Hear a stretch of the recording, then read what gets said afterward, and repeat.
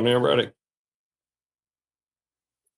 All right, Friday. Welcome in the NBA tip-off show here, powered by WagerTalk.com. As I think we've got another 6 games in the association here tonight. And if you thought last night's card was fun, wait till you get a load of the crap we got to deal with here. The good news is you've got 3 of the best here with the NBA to help navigate through this 6-game slate as we welcome in the one and only Skee Prophet in the house, as is Teddy Covers, ready to roll. Mr. Rob Vino here and ready to go. So who says they can't find anything to play here on this slate tonight? The contrarian gods have found something to play. And we're going to take a look here, of course, at the San Antonio Spurs. Well, who wants to get in front of that Denver train? San Antonio does. 10.5 right now, guys, from 9.5. 223 as a total. Skee, I mean, at some point, this train got to slow down in Denver, don't it? I mean, come on, 10.5. Are you buying tonight? Well, I'm going to be completely honest. I must have been, I don't know what I was looking at the Clipper game here. But for this game, I have to say, there's no way that I can bet against Denver. Like, I talked about that with the Miami revenge spot. Denver is just too good, and they're healthy right now. As long as they've been healthy, they've been able to blow teams out by double digits easily. The Spurs, however, do have the rest advantage. They have been playing good too. They've covered 6 out of 8, but I'm just not in the business of betting against Denver right now. So it's Nuggets or pass for this better. Ooh, Nuggets or pass. I mean, not Teddy, there are some trains you don't want to get in front of. But then there are some very overpriced tickets for those trains. So the question is here, are you thinking 10.5 no brainer for Denver on the road? Or do the Spurs have any value in your mind at 10.5? So like Skee, I'm not in a rush to bet in front of either one, step in front of either one of these two teams. So in this scenario, it's a matter of which of these two squads do I want to step in front of less. And for tonight, it's probably San Antonio. We look at Denver, and this is a clear flat spot on the Nuggets schedule. They had Miami last time, finals rematch. Up next, Dallas, then Minnesota, then the Knicks. And here's this little game at San Antonio where they just got to win and survive and advance. And Denver's not a team that tends to be. I'm not betting against Denver every one of their quote unquote flat spots.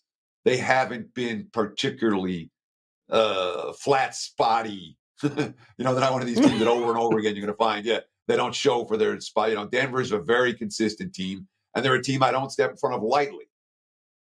But San Antonio's bet on right now, all right? Most of these bottom feeders towards the tail end of the campaign, or many of these bottom feeders in many seasons, these are bet against teams.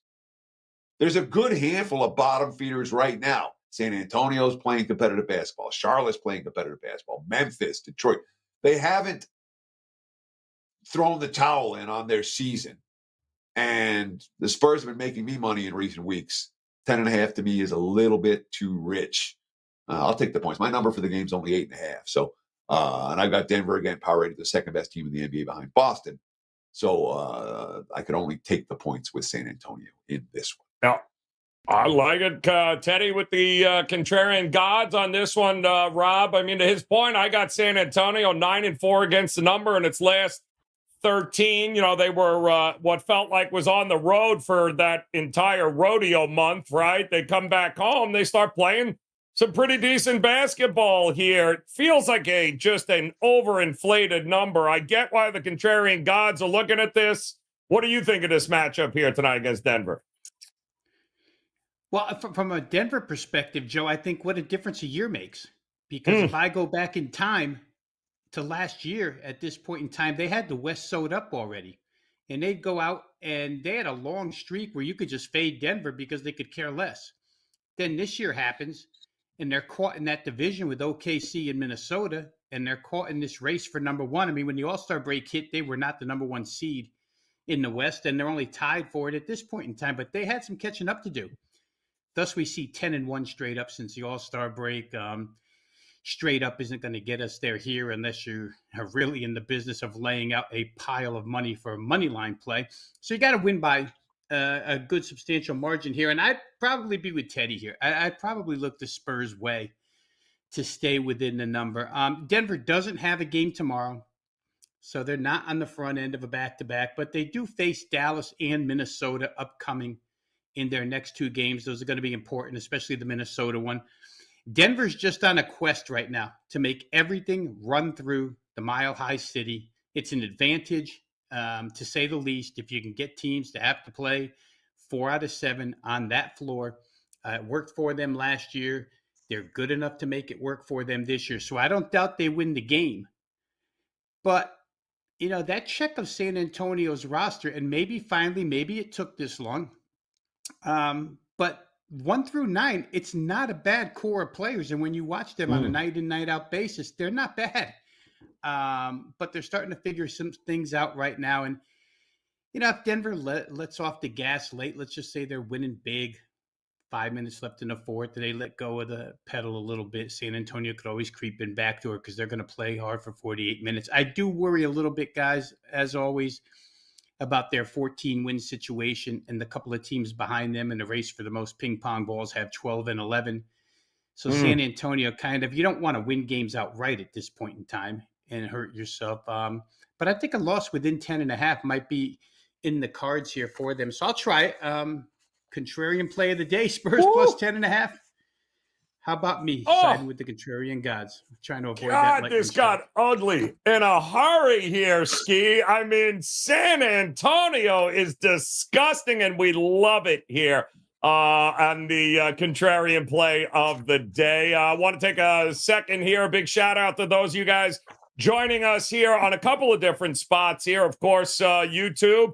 We appreciate you guys also on YouTube Shorts. In fact, we're coming to you live here. Big shout out to Big Daddy over there, Titan CT in the house, as well as GB, who apparently lost his ass in the NHL last night, but plans on making it back here tonight in the NBA. So good to see you. Have, Professor Chris in the house, Russell's here. Let's get it going here, gentlemen. One disgusting game in the books, and we're going to another one here with the Clippers taking on New Orleans here tonight. Yeah. I get it, Skee. The Clippers, 5th in 7 days, yada, yada. Who's playing? It might be. My goodness, this is a big number here, though. That seems to have been coming down, though. 7.5 to 7, maybe even a 6.5 popping up here. Entirely too many people excited about New Orleans in this spot. How about you? Well, like I usually say, if I like New Orleans, I'm taking them early. First half, they're the second best team as far as against the spread. I believe they're 40-23. And they've had a lot of trouble this season closing games. So I always have that in the back of my mind. I kind of was leaning towards that direction, but the more I think about it, Clippers didn't exert too much energy yesterday. You could potentially get James Harden, who would be a lot fresher than the rest of them in this lineup. Ooh. And if they do, I can see them staying within the number, especially in a scenario where even if New Orleans is up, they may rest some guys at the end of the game to prepare for tomorrow. So, gun to my head, I mean, it's New Orleans first half. If you could do a double play, New Orleans first half, Clippers full game, that's probably how I would feel about it. Oh, Skee, I kind of like that. I like where you're rolling there. I mean, Kawhi, in the last 5, I think he's missed 2 games, Teddy. So he hasn't played in all of these games here over this last week stretch. Harden had the shoulder injury, but he's going to be rested here. Paul George is the only question mark. But again, these guys, they've got some depth, and this feels like a big number here for the Clippers tonight. What are you thinking here? Is it New Orleans for you, or do the Clippers have any value? If I'm playing, I'm laying. A very clear choice for me in this ball game. And you talked about it. 5 games in 7 nights for veteran teams is a problem. All right. Especially when they're coming off a win. This is clearly an exhale game for the LA Clippers. And we've looked at clips since the beginning of February. Since the All-Star break, 3 sets of back-to-backs, 0-3 ATS on the second night of those back-to-backs. To make matters worse for the Clippers, they're facing a Pelicans team off a pretty shoddy showing in their last ball game. New Orleans has been a real good team at times this season, but they were no shows after going 3-0 on their road trip against Cleveland in their last game. Willie Green was not amused by that performance, and New Orleans off a loss is bet on all the way against a very tired veteran Clippers team. If I'm playing, I'm laying. Teddy laying if he's going with it here tonight with New Orleans here. Rob Vino, how about you here, my man? It's certainly an interesting spot, and I believe New Orleans is a couple of games shy of the Clippers, of course, when it comes to playoff seeding. I think Clippers are number 4 right now in the West, and I believe New Orleans a couple of games behind them. So, hey, a win here for New Orleans would certainly go a long way in helping them maybe get one of those home playoff series to start. Yeah, it certainly would, Joe. And I'm always partial to home teams on Friday night at home if they're a good team. And New Orleans certainly. And they're in a bounce back situation. And Teddy hit on it. 95 points scored the other night. Embarrassing loss. Shot 18% from 3. You can't do that if you're the New Orleans Pelicans. I wouldn't expect that to happen again. I'll echo a lot of what these guys already said ahead of me. I mean, you can't argue with Skee, get in and get out with New Orleans. It's been profitable all season long. I don't argue at all with Teddy. 5th and 7 nights for a veteran team. And a veteran team, the injury report is what it is at 4:29 East when we're recording this show. There's no saying that 2 hours from now, Kawhi doesn't show up. Somebody else shows up besides Harden. It's a team that last night I guessed wrong. I thought Kawhi would sit and Harden would play, but just the opposite. Harden played, Kawhi sat. Or excuse me, Kawhi played and Harden sat. So you never know what combination of guys are going to be on the bench here and rested in this particular situation. So I don't take the injury report at 100% face value at this time of day. We'll see what happens as we go forward. But I would think New Orleans, for all of the reasons mentioned here and the standings that you just mentioned, Joe, which I look at every day because I think this jockey for playoff position in the West is so important to all of these teams. It would be a nice win. And maybe LA got their win last night, right? They show up basically without they're top 2 point guards, Harden and Westbrook on the bench, and they run out and score 126 anyway. So I would think that New Orleans is probably catching the Clippers in a very good spot here, and I'd be willing to lay the 6 rather than take it. All right. Look, I'd rather lay it than take it. By the way, I'm kind of with you, Skee, and they're mentioning it. Have and Eric and company in the chat room are mentioning how the fourth quarter rating of the Pelicans is hot trash. In fact, the only team you trust less late in a game would be the Phoenix Suns, who are also hot ass in the fourth quarter, and I would not want to be holding a ticket hoping that they can hold on here. So it is an interesting, certainly an interesting game. There are some thoughts that maybe I see Titan CT chiming in with the fact that the Clippers might just be better off without Harden. Time will tell on that one here, but it is an interesting game. And again, only 6 on the card here tonight. We do have, of course, 6 games means 6 dogs. The opportunity for one of them to be barking could be real, and these numbers are pretty impressive here tonight. So, Robert, let's check out what do we got for dogs here tonight. That's my dog. That's my dog. That's my dog. That's my dog. And anybody got to say anything, you let me know. That's my dog. All right, now I'm warning you, this is some ugly ass right here. Look at the Hornets plus. Oh, we got Raptors, who I think Teddy's going to be starting with tonight. The Spurs we just talked about here. The Pistons taking on Miami. The Clippers we just mentioned. And, of course, the Utah Jazz taking on Atlanta in the late game. Utah at home here is a home dog. So not a whole lot to choose from, Skee. We got some ugliness here. Which one of these dogs might be barking, though, if you were looking? Well, I was conflicted at first. I do think the Suns need to win games, et cetera, because of their spot in the standings. But it's a couple red flags for the Phoenix Suns. Mm. One, they're on a back to back. Two, they haven't been playing any defense. And you should know how I feel about teams who I can't trust to play defense. I'm not laying big numbers. So, with that said, the Hornets have been playing some soft competition, but they have the rest advantage. Um, like I said, their defensive numbers are good, but looking at who they play, they'll have tougher competition tonight. Just really not trusting the Phoenix Suns is where this play is. You just talked about the fourth quarter rating. They could be up early, but they might not finish strong. I think the Hornets can cover the plus 10.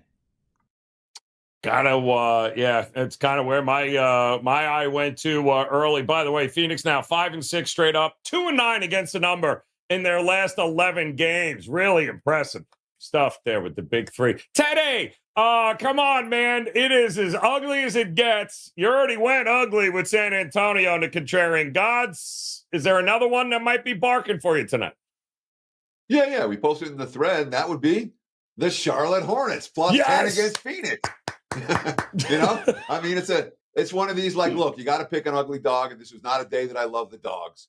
I didn't take any money out of my pocket to bet Charlotte tonight. That being said, clearly Phoenix has the makings of a false favorite. Second of back-to-backs. They played 11 games since the All-Star break. You talk about the 2-9 ATS. You know how many games they've won by more than 10 points? 0. Okay. Got a quote from Steve Clifford talking about how Charlotte plans to play down the stretch. And a lot of times you get the coach's quote saying, yeah, we're going to mix and match. We're going to try things. Here's a quote from Clifford. You want to play your best on the floor as much as you can. Now, for a team like Charlotte, it might not matter all that much. That being said, I'd much rather have guys who are capable NBA players, even if they're not stars, on the floor than a bunch of G leaguers, and that's what I think we're going to see for Charlotte this evening. So yeah, give me the 10. Going with the 10 here in the Hornets. I will say too, by the way, Suns on back-to-backs, the second of a back-to-back. Those games tend to look under here, 7-4 to the under in those spots here. So keep that in mind as we head over to Rob, Vino, and Vino. There is some disgustingness here, but there is a short dog by all intention here. I'm wondering where you might be looking here tonight for a barking one. Yeah, I mean, obviously, let's have a little salute to Tony Finn here and his Utah Jazz. Yeah. Home dog, plus 3. What the heck are the Hawks doing laying 3 to anybody? They go out the other night, lose straight up to Portland. In Portland, first game of the road trip, 106-102. They lose by 13 to New Orleans before that. And now they're going to come play Utah, who actually, guys, is probably really excited to see Atlanta enter the building because their last 2 games have been against Boston and Denver. You can't play any rougher than that. Prior to playing Boston and Denver, Utah was on a 3-0 ATS string. Here, in the same price range, we're taking 3.5 as a home dog from the Bulls, and they got the cover there. Game before that, here against the Washington Wizards, win by 12 straight up. And then prior to that, they go to Miami, take 9, and only lose by 6. So, give Utah some mediocre to lower echelon competition and put them at home where they tend to score much more than they do on the road. I know they don't play any defense. And if you want to talk totals, we could talk totals too in this game. But they're 12-6-1 against the spread as a home dog. And Atlanta's been one of the worst point spread teams from start to finish this year. So why you want to lay with them on the road coming off a loss at Portland? Just not showing me anything. Quinn Snyder coaching at its best. Maybe Utah still has a little grudge or an axe against Quinn Snyder. Who knows? Not factored into the handicap here, but who knows? I'll take Utah plus points at home tonight. Yeah, I mean, you want to talk about total in that game, Vino. I think it was, if I read, since Thanksgiving, 24 total games at home here for Utah. 21 have gone over. They are an over machine at home here. And you mentioned it, 0 defense coming. And Atlanta actually 10th in the NBA in road scoring. So You may not like the dogs, but you may like a total or two coming your way here tonight. But we are going to find out because it is time for some best bets here. And once again, a big shout out to those of you joining us here in the chat room, whether it be YouTube Shorts, welcome in. X is in the house, Facebook. We appreciate you guys coming to you here on about 5 or 6 different platforms. We throw 60 seconds on the clock during the best bet section. We give these guys the opportunity to really do and say anything they want as long as they give us a best bet. We'll let Skee show you how it's done as we throw 60 seconds on the clock. 6 games, Skee. Not the biggest of cards, but what's the one game you circled for us for a best bet tonight? I will go with the rare prop, and that will be in the Raptors and Magic game. I'll look at Suggs over 11.5 points. It might have moved up to 12.5, but I still think he'll get that. And this play I like because the Raptors, they told him that they were going to draft him, and then they went and chose Scotty Barnes. And then, I remember a couple years ago, he was playing in Toronto, and the crowd is just egging him on. They're chanting, Scotty's better. So I pay attention to these games when he plays against the Raptors. And he's had 4 instances.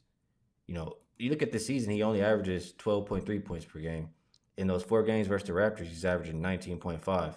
And he's cleared this 11.5 number 8 of his last 12 games in general. So tonight, he's facing a Raptors defense that's not offering a lot of resistance. I think he'll take advantage and show him up once again. So Suggs over 11.5 points for this better.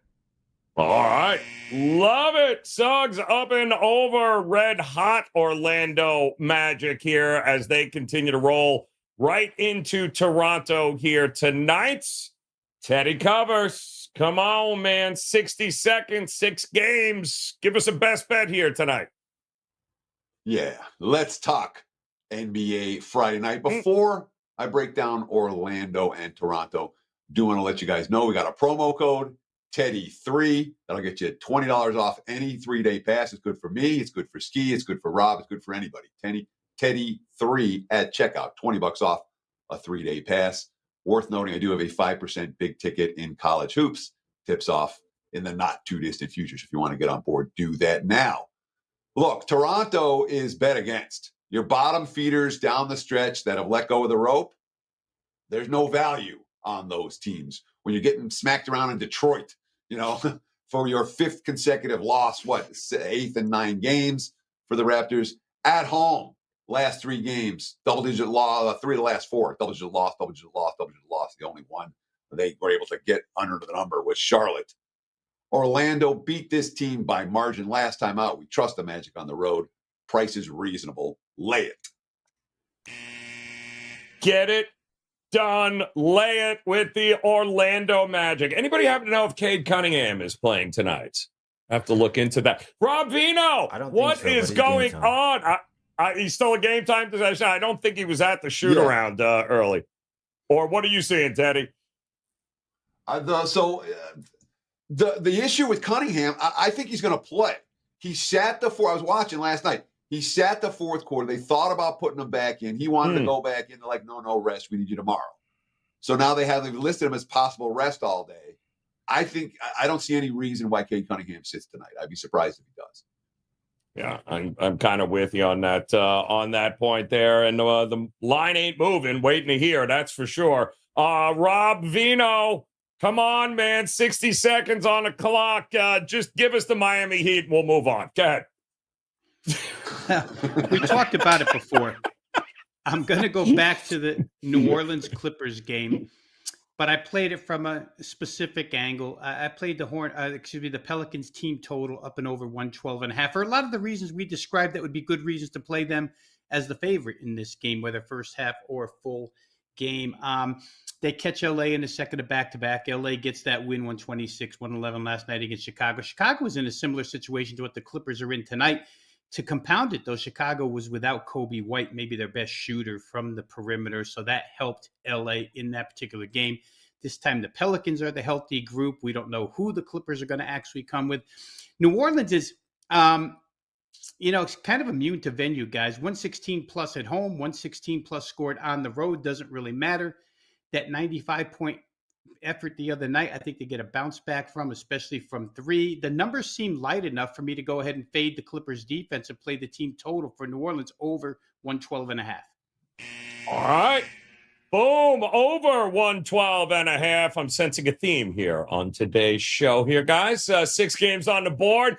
Let's recap them here for you. Those of you just entirely too lazy on this replay to actually hear anything they just said. It is going to be the Pelicans team total over for Rob Vino. Let's just hope they get there before the fourth quarter. Over 112.5 there. We also have Suggs. Love this look here by Skee. Suggs, 11.5 points up and over on that one. And Teddy Cover says, don't let's just not overthink it here, people. The Magic lay the 8. Toronto, 3 other guys got hurt and just doing this show right now. So they literally have nobody left there. Magic lay it with the 8. And keep an eye out, of course, for Cade Cunningham here. And I'm kind of with Teddy. I think he is going at market, hovering still right around the 8 mark. And if you head over to Skee's page, Teddy gave you the code there, as well as Rob Vino. All 3 of these guys locked, loaded, ready to roll here, not just today, but all weekend long here. Love it. 6 games in the NBA, loaded card over the weekend, plenty of college hoops, guys. And don't look now. All 3 of these guys know, you know what happens next week, right? You know what starts next week? Yeah, you know, Skee. The Dodgers are back, front and center, baby. The Major League Baseball will be right around the corner, and we'll have you covered, of course. First pitch, we'll be back next week, and we will get it rolling. But until then, let's cash a few tickets tonight here in the association. Once again, a big shout-out, Professor Chris Have in the house. Cupid Beats, as long as Big Daddy there. Jay, we appreciate all you guys. Hit that thumbs up before you're out of here, guys. And, of course, hit the subscribe button if you're new to us here at WagerTalk.com. We certainly appreciate the support. And on behalf of these 3 guys, best of luck with all the plays tonight and this weekend. Come back and join us on Monday, another edition of the NBA Tip-Off Show. Until then, go cash some tickets, guys. We'll talk to you again on Monday. Good luck.